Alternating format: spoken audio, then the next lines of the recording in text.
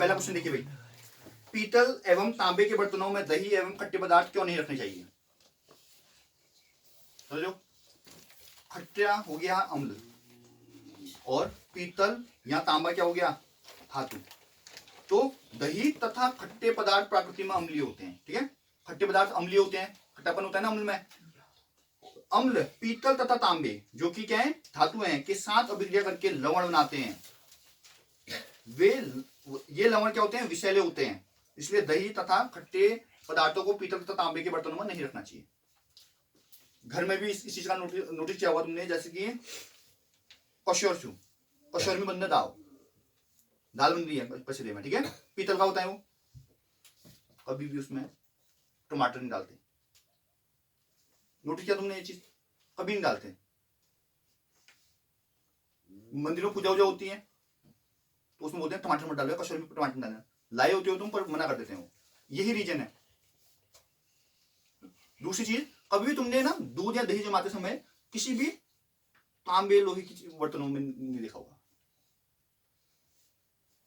जैसे कि तुम्हारे पास कोई हुआ है, क्या बोलते हैं, तौल में किसी घर में दूध दही रखते हैं? नहीं रखते होंगे, इसलिए नहीं रखते। समझो, अगर रखते हैं पीतल या तांबे के बर्तनों में या लोहे के बर्तनों में तो बंद कर देना रखना, क्योंकि लवण उत्पन्न होंगे और वो विषैले होते हैं, शरीर के लिए हानिकारक होंगे। समझ में आया?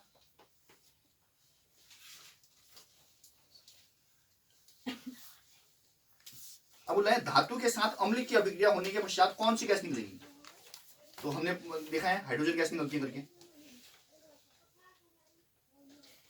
और हाइड्रोजन गैस की उपस्थिति ऐसे पता करोगे तुम, उसके पास में जलती हुई मोमबत्ती ले जाओगे, क्या होगा? आवाजें आएंगी पट पट पट पट की। समझ आया? तो गैस के समीप जलती हुई मोमबत्ती लाने पर गैस धमाके की आवाज के साथ में हाइड्रोजन आवाजें करेगी, ऐसा होता है। अम्ल का जलीय विलयन क्यों विद्युत का चालन करता है? अम्ल का जो जलीय विलयन होगा वो विद्युत का चालन क्यों करेगा बोल रहे हैं? अम्ल का जलीय विलयन विद्युत का चालन करता है क्योंकि अम्ल जलीय विलयन में हाइड्रोजन आयन H पॉजिटिव उत्पन्न करते हैं और विद्युत धारा के प्रभाव के लिए उत्तरदायी हैं। अब बोल रहे हैं कि शुष्क हाइड्रोक्लोरिक गैस शुष्क लिटमस पत्र में रंग क्यों नहीं बदलती? शुष्क मतलब सूखा हुआ है, ठीक है। तो शुष्क HCl gas H positive ion उत्पन्न नहीं करती। बोला सूखा हुआ है, कैसे? उसके तो मतलब उसमें लिक्विड डालना पड़ेगा तभी तो होता है विद्युत अपघटन, मतलब वो टूटेंगे आयनों में। HCl अणु में H पॉजिटिव आयन का विलयन जल की अनुपस्थिति में नहीं होता है, अतः H पॉजिटिव आयन की अनुपस्थिति अर्थात अम्लीय गुण की अनुपस्थिति के कारण शुष्क लिटमस पत्र का रंग नहीं परिवर्तित हुआ।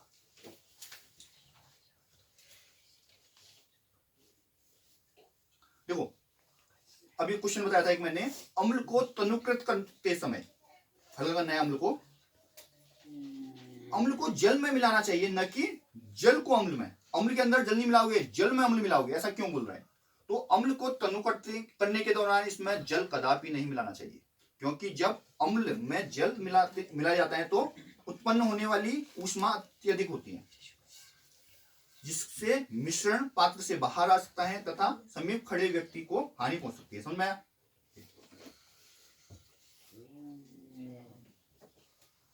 बोल रहे हैं कि H पॉजिटिव आयन की सांद्रता का विलयन की प्रकृति पर क्या प्रभाव होता है? तो H पॉजिटिव आयन की सांद्रता विलयन की अम्लीयता प्रकृति का निर्धारण करती है। कितना अम्लीय है, जितना H पॉजिटिव ज्यादा उतना ही अम्लीय ज्यादा। तो H पॉजिटिव आयन की सांद्रता जितनी अधिक होती है अम्ल उतना ही क्या होगा? प्रबल होगा। बोल रहे हैं क्या क्षारीय विलयन में भी H पॉजिटिव आयन होता है? अगर होता है तो इसे क्षारीय क्यों बोलते हैं? बोल रहे हैं तो हम बोलेंगे बिल्कुल होता है। क्षारीय विलयन में H पॉजिटिव आयन होता है, लेकिन ये फिर भी क्षारीय इसलिए कहते हैं क्योंकि हाइड्रोक्साइड आयन होता है OH नेगेटिव की सांद्रता H पॉजिटिव आयन से बहुत अधिक होती है, उसमें OH नेगेटिव जो होगा बहुत ज्यादा होगा इस वजह से। अब व्यंजक चूर्ण आप जानते हो CaOCl2 होता है।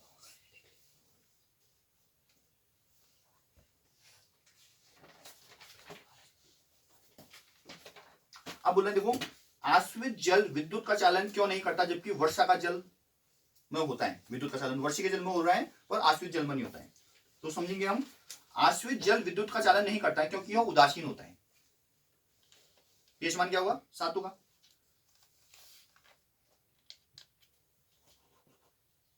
हाइड्रोजन आयन उत्पन्न नहीं होगा, अगर उदासीन है तो H पॉजिटिव आयन उत्पन्न नहीं होगा। विद्युत का चालन के लिए जो कि उत्तरदायी है H पॉजिटिव आयन। वर्षा का जल विद्युत का चालन करता है क्योंकि यह अम्लीय होता है, वर्षा का जल अम्लीय होता है ना, और यह H पॉजिटिव आयन उत्पन्न करेगा इस वजह से। अब बोला है कि जल की अनुपस्थिति में अम्ल का व्यवहार अम्लीय क्यों नहीं होता है, अगर जल नहीं है तो वो अम्लीय क्यों नहीं होता है, ऐसे बोला था। अभी हमने HCl में देखा था कि वो H पॉजिटिव आयन निकाल रहा है, क्यों, क्योंकि वो शुष्क है, जल की अनुपस्थिति में शुष्क हो गया ना।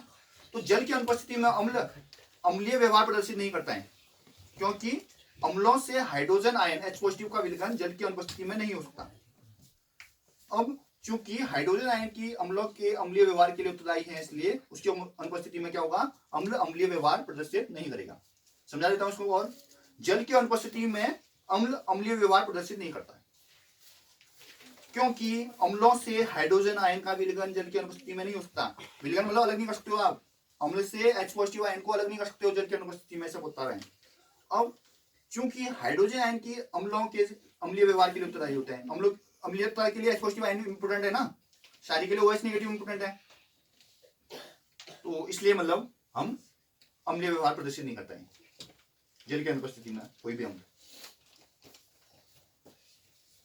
अब देखो इंपोर्टेंट बात है, ताजे दूध के पीएच का मान 6 है, ठीक है। दही बन जाने पर इसके पीएच के मान में क्या परिवर्तन आएगा, समझना। दूध खट्टा होता है, दही खट्टा होता है, दही तो जितना ज्यादा खट्टा उतना ज्यादा अम्लीय है, समझ लो। तो दूध का पीएच था 6, तो अब जब दही बन गया तो पीएच मान क्या हो जाएगा, कम हो जाएगा, क्योंकि अम्लीयता बढ़ेगी जब कम पीएच मान होगा, समझ लो। तो बोलोगे दूध के दही में परिवर्तन होने पर दूध का पीएच परिवर्तन हो जाता है, यह 6 से क्या हो जाएगा, कम हो जाएगा, ठीक है। क्योंकि दूध की तुलना में दही क्या है, ज्यादा अम्लीय है।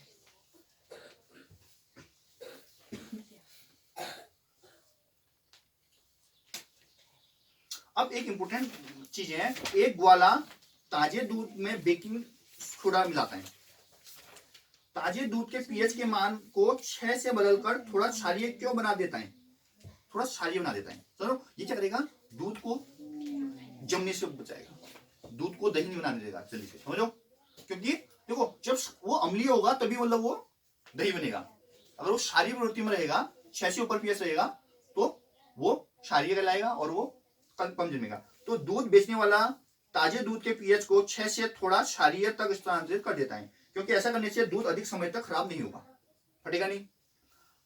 अब बोला इस दूध को दही बनाने में अधिक समय क्यों लगता है, अब वो दही भी लेट बनेगा, याद रखिएगा, क्योंकि उसको अम्लीयता में आना पड़ेगा, 6 से कम पीएच आना पड़ेगा तभी तो वो दही बनेगा।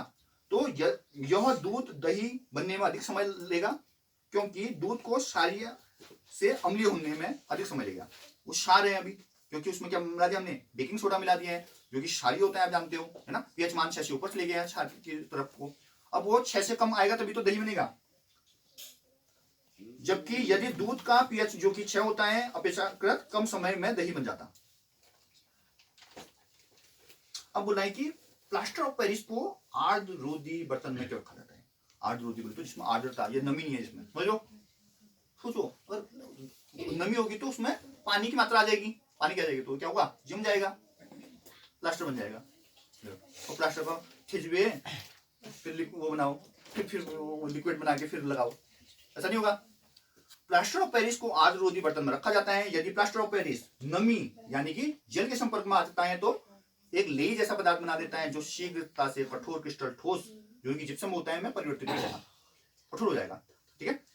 उदासीनीकरण अभिक्रिया, न्यूट्रलाइजेशन रिएक्शन, अम्ल तथा क्षार के मध्य अभिक्रिया को लवण और जल देते हैं, इसे ही उदासीनीकरण अभिक्रिया बोलते हैं। अब बोला धोने के सोडे तथा बेकिंग सोडे के दो उपयोग। तो धोने के सोडे का करोगे आप कांच, साबुन, कागज के निर्माण में, और जल की स्थायी कठोरता के निवारण में, जल की स्थायी कठोरता को हटाएगा। खाने के सोडे का प्रति अम्ल औषधि के घटक में और भोजन तथा पेय पदार्थों के विघात्मक के रूप में, ठीक है।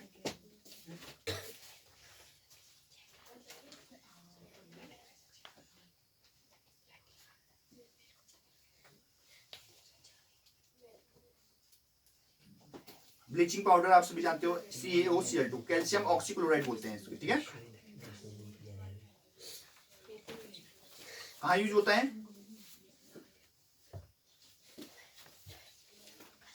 पेयजल को शुद्ध करने में, जल में उपस्थित जीवाणु को नष्ट करने में आदि में, है ना। साधारण नमक आप सभी जानते हो कहाँ यूज होगा, खाने में, भोजन बनाने में, मिट्टी के बर्तन में पॉलिश करने में बता रहे हैं।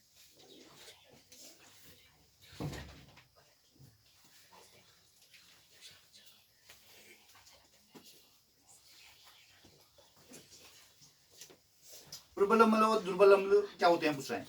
तो प्रबल अम्ल में क्या होगा, H पॉजिटिव, वे अम्ल जो जल में घुल जाने पर H पॉजिटिव तथा ऋण आयनों में पूर्णतः वियोजित हो जाते हैं, प्रबल अम्ल कहलाते हैं। वे अम्ल जो जल में घुल जाने पर H पॉजिटिव तथा ऋण आयनों में आंशिक रूप से वियोजित होते हैं, दुर्बल अम्ल कहलाते हैं। तो ऐसे को दूसरे सेंस में ऐसा बोल सकते हो, प्रबल अम्ल पीएच मान इसका 0 के पास में होगा, या जो जितना ज्यादा अम्लीय होगा वो उतना ही ज्यादा प्रबल अम्ल होगा, जो जितना ज्यादा क्षारीय होगा वो उतना ही दुर्बल अम्ल होगा, ऐसा बोल सकते हो दूसरे सेंस में। ठीक है, क्षार में भी ऐसी बोल दोगे आप लोग।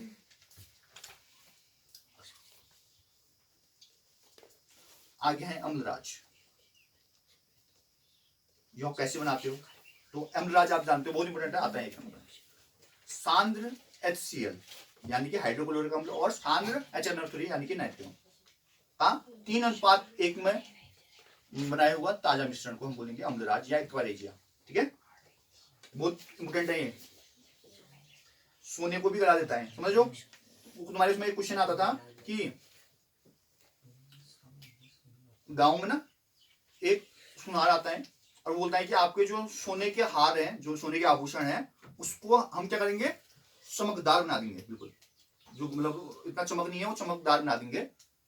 तो बाद में पता चलता है कि जो आपका सोने का हार या जो आभूषण आपने दिए उसको, उसका वजन बहुत ज्यादा कम हो जाता है। तो उसने इसको किस विलयन में मिलाया है, तो आप बोलोगे इसको अम्लराज में मिलाया गया है। अम्लराज क्या कर देता है, सोने को भी पिघला देता है, तो उसके मिश्रण में चले गया वो सारा, फिर वो यूज कर लेगा उसको सोने के रूप में। ऐसे देना नहीं चाहिए, अगर अननोन बनना है तो नहीं देना चाहिए, समझ लो, इस चीज से ध्यान रखना। अम्लराज सांद्र हाइड्रोक्लोरिक अम्ल एवं सांद्र नाइट्रिक अम्ल का मिश्रण होता है, बोल रहे हैं। इसे बनाने के लिए सांद्र हाइड्रोक्लोरिक अम्ल तथा सांद्र नाइट्रिक अम्ल को 3:1 के अनुपात में मिलाया जाता है। यह अत्यंत संसारक प्रकृति का होता है। सोना, प्लेटिनम आदि उत्कृष्ट धातुओं को घोलने में सक्षम है।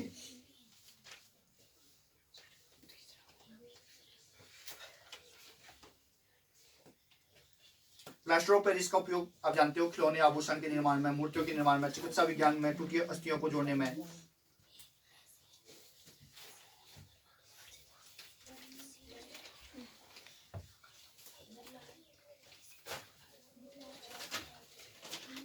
बोला बेकिंग सोडा के निर्माण उपयोगी किस किस रासायनिक गुणधर्म पर आधारित है, बोला है प्रति अम्ल के रूप में।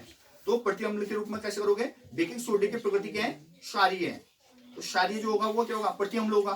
ठीक है, यानी कि उदासीन करेगा अम्ल को। अब बेकिंग पाउडर के घटक के रूप में गर्म करने पर यह कार्बन डाइऑक्साइड निकालता है, जिससे केक, ब्रेड, बिस्कुट बनते हैं, तो और फुला हुआ आता है।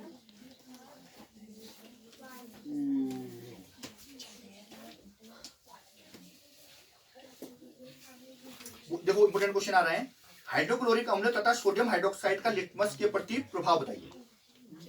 तुमको समझना पड़ेगा अम्ल कौन है और क्षार कौन है। तो हाइड्रोक्लोरिक अम्ल, अम्ल लगा दिया जिससे, तो इसका मतलब अम्ल है। अम्ल क्या करता है, लाल करता है, नीले को कर देगा, लाल कर देगा। एक चीज आपको अम्ल करेगा, कन्वर्ट करता है, लाल बना देता है, ये याद रखो बस।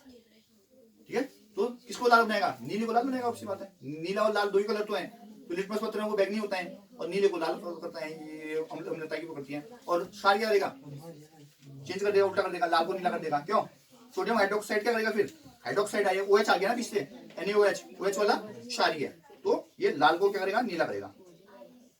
अम्ल क्या है बोल रहे हैं, तो वे पदार्थ जो विलयन में H पॉजिटिव आयन उत्पन्न करते हैं उसे अम्ल बोलते हैं। अम्ल का स्वाद खट्टा होता है, ऐसा लिख सकते हो।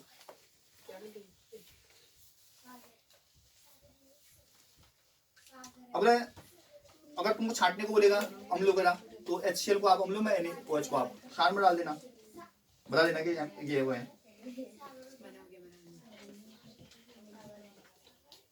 pH किसे बोलते हैं आप जानते हो,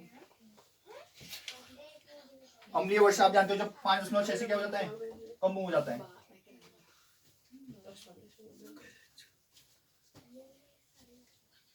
अब बोल रहे हैं क्या होता है जब अम्ल वर्षा नदी में बह जाएगी, नदी में बह जाएगी तो pH मान क्या हो जाएगा, कम हो जाएगा, अम्लीय हो जाएगा पानी, जो जीवधारियों के सर्वाइवल के लिए दिक्कत करेगा।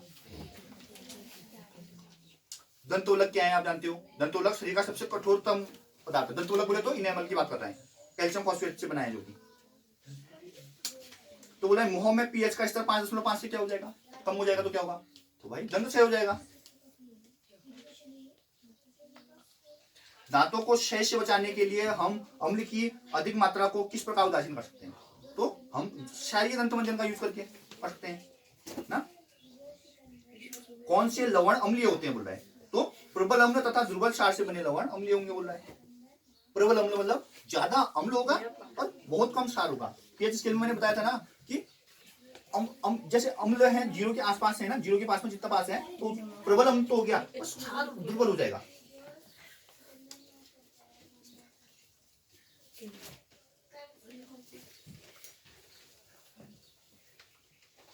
दो साधारण लवणों के नाम लिखो बोलेगा तो एक तो NaCl बोल दोगे, सोडियम क्लोराइड, एक Na2CO3 बोलोगे, सोडियम कार्बोनेट बोल दोगे। ठीक है, लिख लो ये चीज है। Na2CO3 जिसको हम सोडियम कार्बोनेट बोलते हैं, Na2CO3 कैसे लोगे? Na2CO3 ये सोडियम कार्बोनेट है, NaCl तो आप सभी जानते हो नमक है, सोडियम क्लोराइड बोलते हैं। ये क्या है? दोनों साधारण लवण है, मिनरल्स। गंदे जल को स्वच्छ करने के लिए किस रासायनिक पदार्थ का प्रयोग करते हैं? तो bleaching powder, CaCl2, calcium oxychloride बोलते हैं इसको।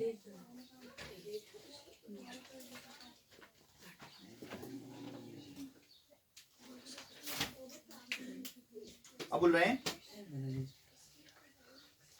किसी कोई खाने का पदार्थ है बोल रहे हैं, अम्लों की उपस्थिति के कारण भोज्य पदार्थ का स्वाद कैसा होगा? अम्ल उपस्थित है तो अम्ल कैसे होते हैं? खट्टे होते हैं तो खट्टा हो जाएगा स्वाद। ठीक है,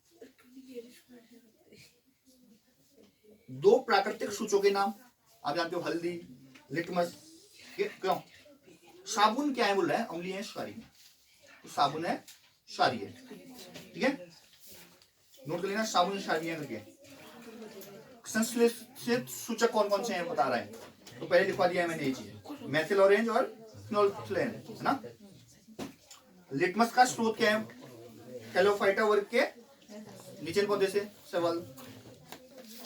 सुगनीय सूचक या गंधीय सूचक भी बोलते हैं जिसे, वे पदार्थ जिनमें गंध अम्लीय है क्षारीय माध्यम में परिवर्तित हो जाती है, गंधीय सूचक कहलाते हैं।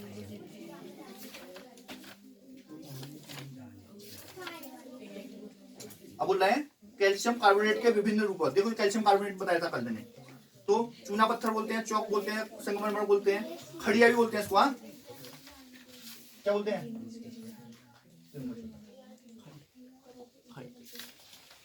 ठीक है, खड़िया भी बोलेंगे इसको, कैल्शियम कार्बोनेट को।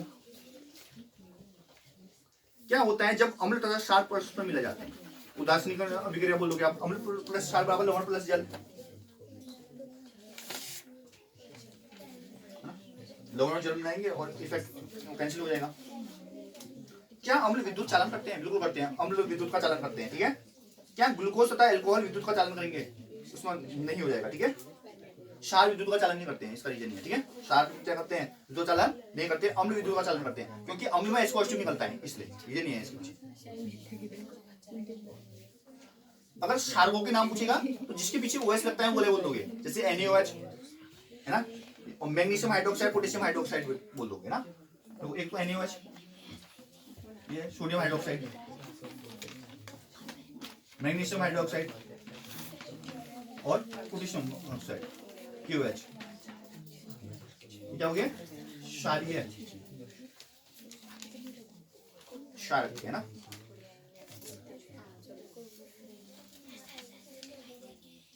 पीएच में कमी होना क्या प्रदर्शित करता है? क्वेश्चन में आएगा, तो जितना पीएच का मान कम होगा उतना अम्लीय प्रवृत्ति, प्रबल अम्लीय प्रवृत्ति दर्शाएगा, अम्लीय प्रवृत्ति को व्यक्त करेगा, है ना। पीएच अधिक होना तो आप जानते हो क्षारीय दर्शाएगा।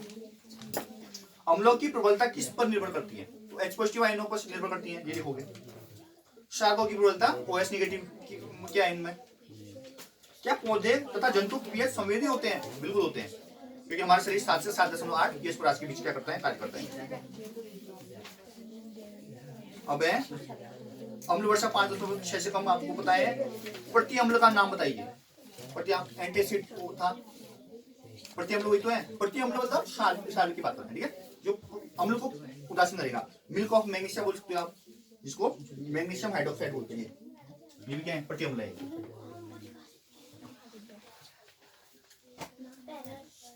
अगला है, उस विधि का नाम लिखिए जो व्यंजक चूर्ण के निर्माण में प्रयुक्त होती है। हेसेन क्लेवर विधि, लिख लो इसको, हेसेन क्लेवर विधि है भाई व्यंजक चूर्ण के निर्माण में। व्यंजक चूर्ण कहाँ गया हमारा, ये है हेसेन क्लेवर, ये है विधि का नाम। इस विधि से मतलब हम व्यंजक चूर्ण क्या करेंगे, प्राप्त करेंगे। सोडियम हाइड्रोजन कार्बोनेट क्रिस्टलों का रंग कौन सा होता है बोल रहा है, तो सोडियम हाइड्रोजन कार्बोनेट NaHCO3 की बात बोल रहा है, ठीक है। क्या होता है, ये होता है, इसकी बात कर रहा है, ये सफेद होता है। देखा वो तुमने बेकिंग सोडा देखा होगा, छोटे छोटे पैकेटों में आता है, दुकानों में मिलता है, सफेद ही तो होता है वो।